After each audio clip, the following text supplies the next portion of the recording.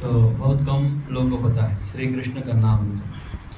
कृष्ण कर्णामृतम के लिए चैतन्य महाप्रभु इस तरफ लगभग नासिक इस तरफ पूरा है, तो नासिक में लगभग उधर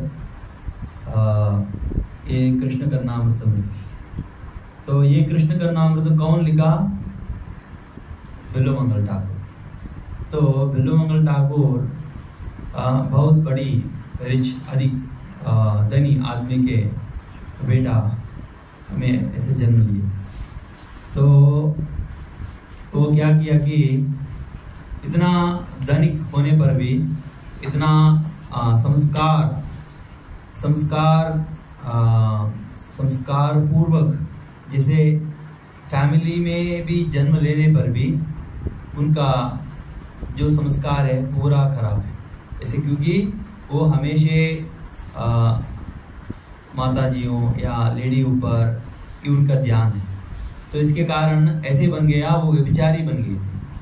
बल्कि वो बहुत रिच है, उनका घर पूरा ब्राह्मण फैमिली में वो जन्म लिए थे, लेकिन उनका संस्कार पूरा संस्कारहीन, सबसे हीन जन्म, सबसे उत्तम जन्म लेने पर भी सबसे हीन जीवन पालन कर रहे हैं। तो एक बार ऐसा है कि एक लेडी को देख के ऐसा करके, वो इतना भी धनिक है ना, इसकी कितना भी पैसे चाहिए तो दे देते। इस प्रकार बहुत सारा व्यभिचारी करते थे, तो प्रोस्टिट्यूट्स उनके साथ रहते थे। इसके कारण वो एक प्रोस्टिट्यूट है चिंतामणि करके, वो चिंतामणि जो भी कमाया वो क्या करती थी, वो और कोई वैष्णव है उसको खिलाती थी। इसके कारण वो उनके संग में रहे, हमेशा उनके संग में रहे, तो चिंतामणि के संग में।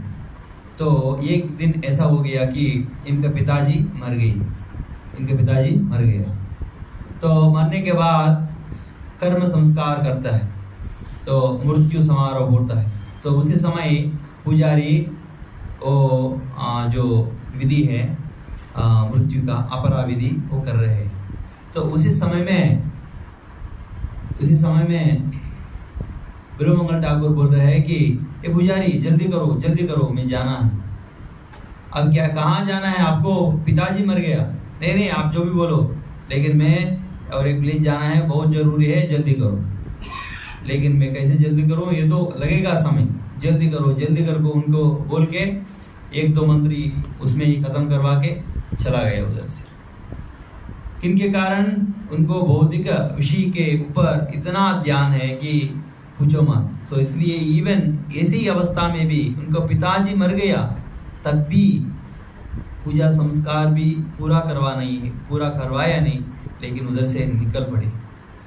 इतना मोहित हो गए, क्योंकि ये भौतिक संसार में जो भी भौतिक विषय है उसके प्रति जिनको आकर्षण रहते हैं वो लोग को बढ़ते रहते हैं। तो इसी प्रकार बिल्वमंगल ठाकुर को बहुत बढ़ गया, तो इसलिए वो चिंतामणि के पास जाना है करके वो निकल पड़ा। निकलने के बाद तो उधर देखा बारिश शुरू हो गया। ठीक है, बारिश में ही पैदल में आके उनका घर उस तरफ है, मतलब एक नदी है, नदी के उस तरफ। तो नदी के पास है, उधर भी बारिश हो रहा है। उधर एक नावा चलाने वाला कोई नहीं है, नावा भी बंद चुका है, तो उनको भी पता नहीं कैसे करना है। तो क्या किया कि उसी बारिश में नावक भी नहीं है, फिर भी वो क्या किया, स्विमिंग किया खुद, इस तरफ से उस तरफ बारिश में नदी पार करके उधर गए। तो ठीक है, समय हो गया। चिंतामणि क्या सोचे कि इस समय में बिल्वमंगल आते। तो बिल्वमंगल अभी आए नहीं, तो बंद करके वो भी घर में पूरा अंदर जाके वो सोने में तैयारी होगी। तो उसी समय में वो ये जो नदी है पार करके इस तरफ आ गई। इसके बाद वो गेट है, गेट को ये जो कंपाउंड वॉल रहते हैं, कंपाउंड वॉल के ऊपर दिख रहा है, तो वो तो अंदर है, क्या करना है। तो वो वॉल तो बहुत बड़ी है, बड़ा वॉल है। तो इसको क्या किया, एक स्नेक है उधर, एक बड़ा स्नेक है, क्या है, सांप है। उसको पकड़ के ऊपर गई, उसको भी पकड़ के ऊपर जाके अंदर गई। इसके बाद बोला कि आपको देखने के लिए मैं इतना किया है, आप तो अभी क्या कर रहे हैं, इधर सो रहे हैं। बोला कि मैं क्या करूं, आप तो नहीं आया, समय हो गया, आप वापस जाओ। वो बोला कि नहीं, मैं आपके लिए मैं इतना किया हूं, मैं इतना बारिश में भी ये जो बड़ा नदी को पार करके आए हैं, इधर भी एक सांप पकड़ के ऊपर आए हैं। तो वो बोला था कि आप मेरे लिए जितना आकर्षण है, उतना आकर्षण कृष्ण के प्रति होता तो आपका जीवन सुधार होता। तब ये कृष्ण नाम सुने हैं, तब उनको पता चला कि वो तो सही है, मैं इतना भी कर रहा हूँ, इंद्रिय भोग कर रहा हूँ, उसमें कुछ नहीं है, इसमें कुछ नहीं है, तो मैं ऐसा क्यों कर रहा हूँ। उसी समय मैं सोचने लगा, जब ये कृष्ण नाम सुने हैं तब वो कृष्ण के प्रति आकर्षित हो गए, तुरंत उधर से निकल पड़ा और ये नाम सुन के उसके वही जो चिंतामणि बोल रहे हैं कि कृष्ण के प्रति इतना आकर्षण रहेंगे तो आपका जीवन सुधार जाएगा और आपका ये जन्म सार्थक हो जाए। तो वही बार बार वही सुन रहे, उनको वही स्मरण हो रहा है, स्मरण ऐसा करके कृष्ण कृष्ण करके उनका 64 माला हो गया। पूरा रात बार, पूरा एक दिन ऐसा हो गया। इसके बाद उनको ऐसा लगा कि मैं इधर क्यों हूँ, इतना पैसा क्यों है, कुछ जरूरत नहीं, ये जरूरत नहीं, कुछ जरूरत नहीं, मैं अभी वृंदावन जाऊंगा। अभी उसी समय में भगवान के नाम सुनने के मात्र से उनका वैराग्य आ गए। ये विरक्ति है, फिर भी वैराग्य नहीं आया, अभी तक विरक्ति आए, तो आगे वृंदावन के लिए निकल पड़ा। तो थोड़ी समय दूर में और एक सुंदर स्त्री को देख, जब सुंदर स्त्री को देखा, उनको आदत है, ऐसा नहीं मतलब एक नहीं दो नहीं, वो ऐसा है कि 25 साल उनका यही आदत है। तो इसके कारण वो जब लेडी को देखा तब उनको मोहित हो चुका। तो इसके लिए वो बोला कि उनके पीछे पड़ा, वो लेडी के पीछे पड़ा, इधर उधर घूम रहा है। तो उनको पति आया, आप क्यों मेरे के पत्नी के पीछे पड़े। तो वो बोला कि एक ही कारण है कि मैं उनको आलिंगन करना चाहता हूँ, ऐसा है क्या, तो मुझे बता दो। तो आओ, तो वो साधु आदमी, इनकी वजह से उनको पता है ये कौन है, ये वृंदावन के लिए जा रहा है, ये ऐसा क्यों कर रहा है, तो उनको ये पता है। सो इसके लिए वो इतना वैष्णव है कि वो बोला कि उनको पत्नी को, पत्नी आप अंदर जाके तैयारी होके आओ, क्योंकि वो आपको आलिंगन करना चाहते हैं। ठीक है, वो अंदर जाके अलंकार किया, अलंकार अच्छा करके आए। ऐसा किया कि वो भगवान के जब उनका ड्रेस देखता है तो वो भगवान और भगवान की शक्ति याद आता है। इसी प्रकार वो ड्रेस करके आए।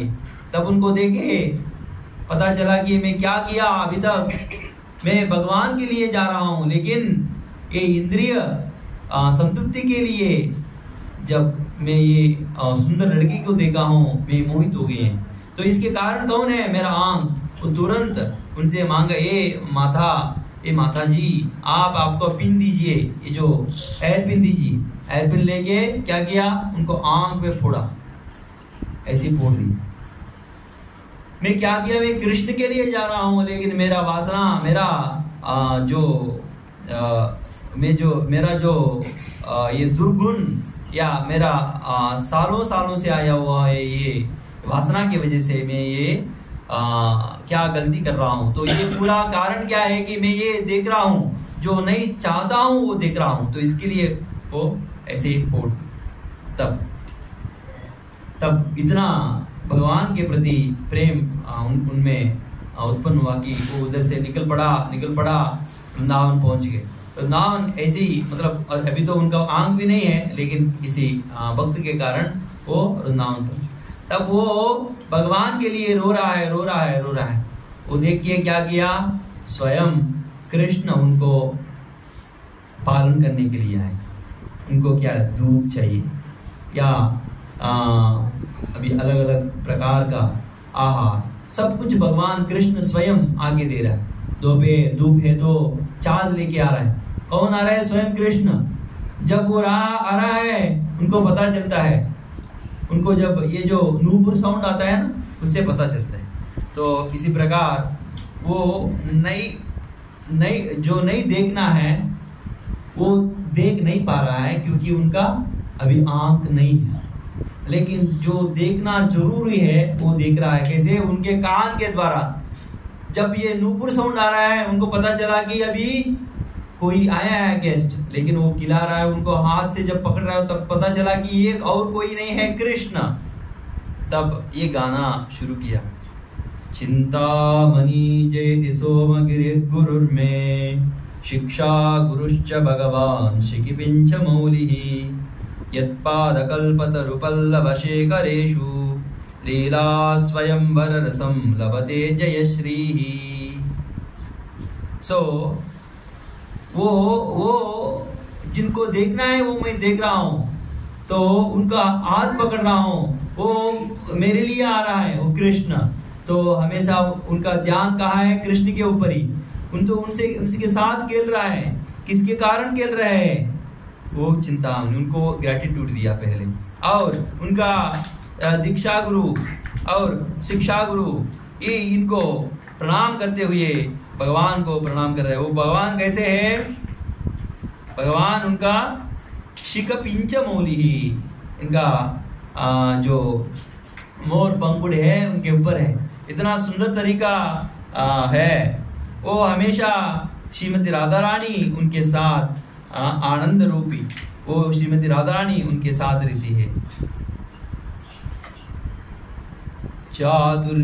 चातुर्यैक निदान सीम चपलापांगच्छटामन्तरं, लावण्यामृतवीचिलोलित दृशं लक्ष्मी कटाक्षाद्रुतं, कालिंदी पुलिनांगन प्रणयनं कामावतारांकुरं, बालं नीलं ममीवयं मधुरिम स्वाराज्यमाराद्नुमः, बर्होत्तं सविलासकुण्टलवरं माधुर्यमग्नाननं, प्रोन्मीलन्नवयौवनं प्रविलसत् वेणुप्रणादामृतम्, आपीनस्तनकुट्मलाभिरवितो गोपीविराधारितं, ज्योतिश्चेतसिनश्चकास्तु जगताम् एकाभिरामाद्भुतम्, मधुरतरस्मितामृतविमुग्धमुखाम्बुरुहं, मदसि किपिञ्च मनोञ्जत कचप्रचयं, विषयविषामिषग्रसनक्रुद्धनिचेतसि मे, विपुलविलोचनं